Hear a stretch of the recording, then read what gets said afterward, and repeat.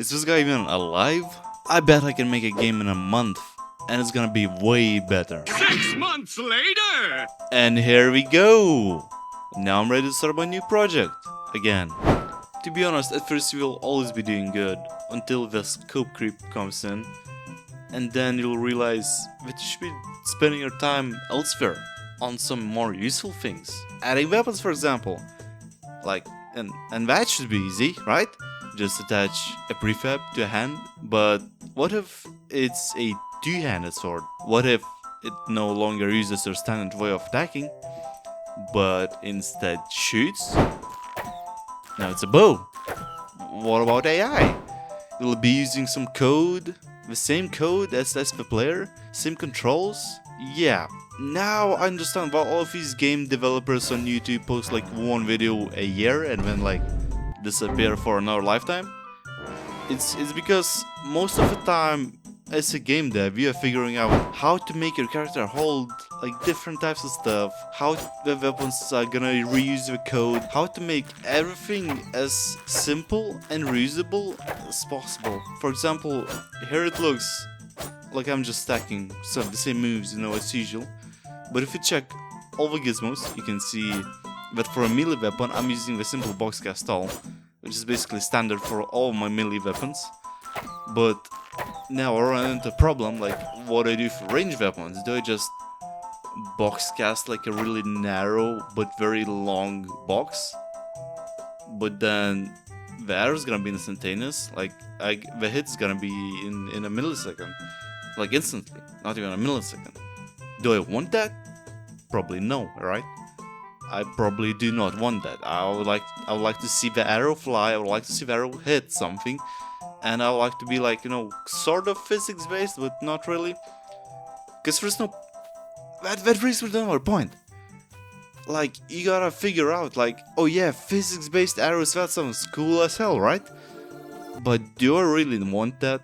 Like, it would be cool to have, but would that make that much of a difference in my game?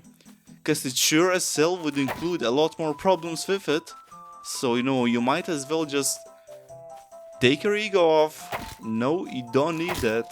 Just lurk their position from point A to point B and be happy about it. Cause, if you don't need it, don't add it. That's a very good lesson that I feel that a lot. At first I was like, oh yeah, I'm gonna add that and this and that. And when you realize all of this brings so much complexity for no reason at all. Like, you don't really use all these new features you added that much often, But it's just a broken cycle. Cause right about now you're like, oh, this guy is just a fucking idiot. I would just make a game good from the beginning and it would take me a month. Yeah, and you're probably right. I am an idiot. But you're making a game in a month. Unless you become a game developer, war criminal, and create like a single gameplay loop with terrible code, and then adding any other feature will take the same amount of time as the whole game. Because how else would you explain that Dana hasn't posted a video in 3 years? Exactly. You can. Case closed. So, should you become a game developer? Simple answer, yes. Well, yes, it's kind of hard to make, but it's not impossible. And it's not really hard. Don't get me wrong, making a game is easy as opening your favorite unpaid employee ChatGPT and asking him to do things for you. It's like that one smart guy once said, being a loser is not about taking them L's, it's about taking them and then never slowing down and keeping game deving. Yeah, that's a real quote. Basically, anyway, it's more about learning from your mistakes, so next time you can make your same code twice as fast and more simple. But now there's a decision to be made. Do you just keep going with your code and try to finish your game, to have at least a single published game, or finished that is, or do you keep on refactoring no matter what until it's perfect? But it's never perfect, that's the dilemma. So I think you should prioritize code that's very commonly reused to be refactored, and just keep going with everything else. But that's a topic for another time. You could say, though, But this game is somewhat playable now.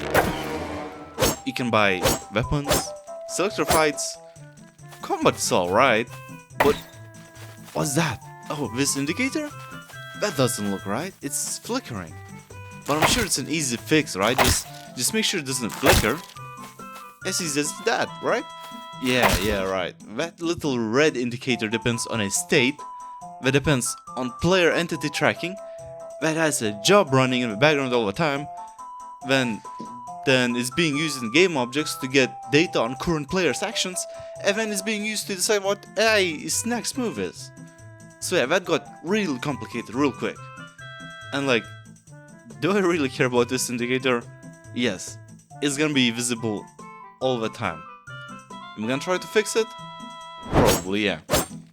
Am I gonna do it now? Hell no. Hell no. And you know, a smart dev would say, code shouldn't be dependent on our code just like that. And yeah, that's true, but I'll keep that in my mind for the next game, because refactoring all of this now would take so much time. So a question of the day. Should you become a game dev? Hell yeah, you should. Is it hard? Not particularly. Today it's quite easy to get a hang of things with all the technologies, but don't expect to make games every single day. Just, it will take time, trust the process, and start small.